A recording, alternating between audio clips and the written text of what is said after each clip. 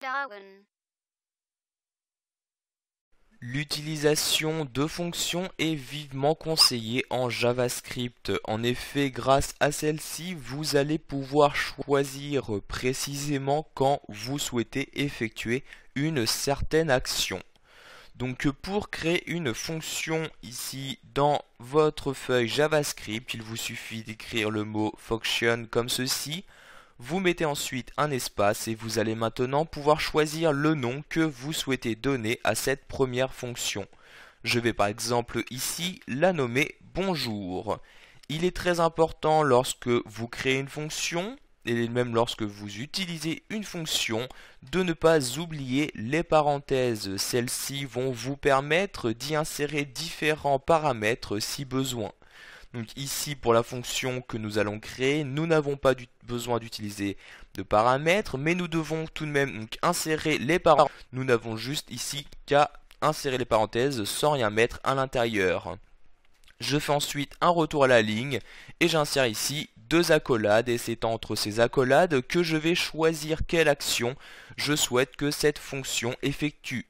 Je vais par exemple ici créer une fonction basique où je vais choisir d'afficher une fenêtre pop-up à l'aide de la commande alerte, et ici par exemple je vais afficher donc bonjour et bienvenue comme ceci dans cette boîte de dialogue. Je ferme maintenant les guillemets, la parenthèse et j'insère mon point virgule.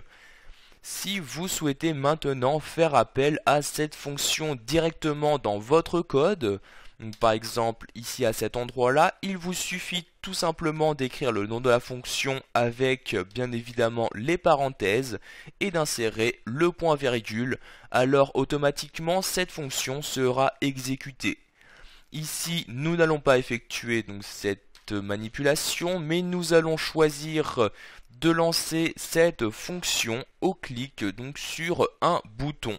J'enregistre tout d'abord ici donc ma feuille JavaScript et nous allons créer un bouton dans la feuille HTML, par exemple ici à la fin donc du dernier paragraphe. Pour cela j'utilise la balise input comme ceci.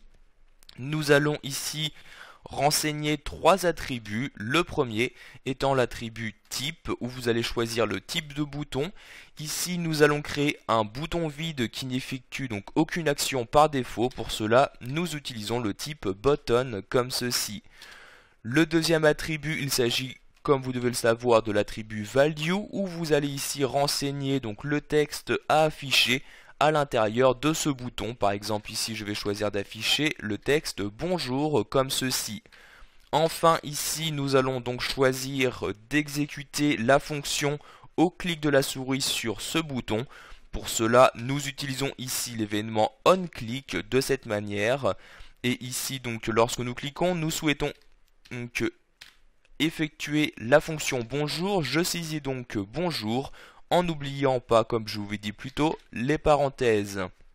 Je peux donc maintenant enregistrer ma feuille HTML, me rendre sur mon site et recharger la page. Donc tout d'abord vous pouvez voir ici que ce bouton apparaît bien. Dès que je clique dessus, vous avez bien donc la fenêtre pop-up correspondante donc, que j'ai choisi d'afficher qui apparaît avec ici le texte bonjour et bienvenue. Je clique donc ici sur OK pour fermer cette boîte de dialogue. Voilà, vous avez maintenant la possibilité d'utiliser des fonctions et de les appliquer sur un bouton.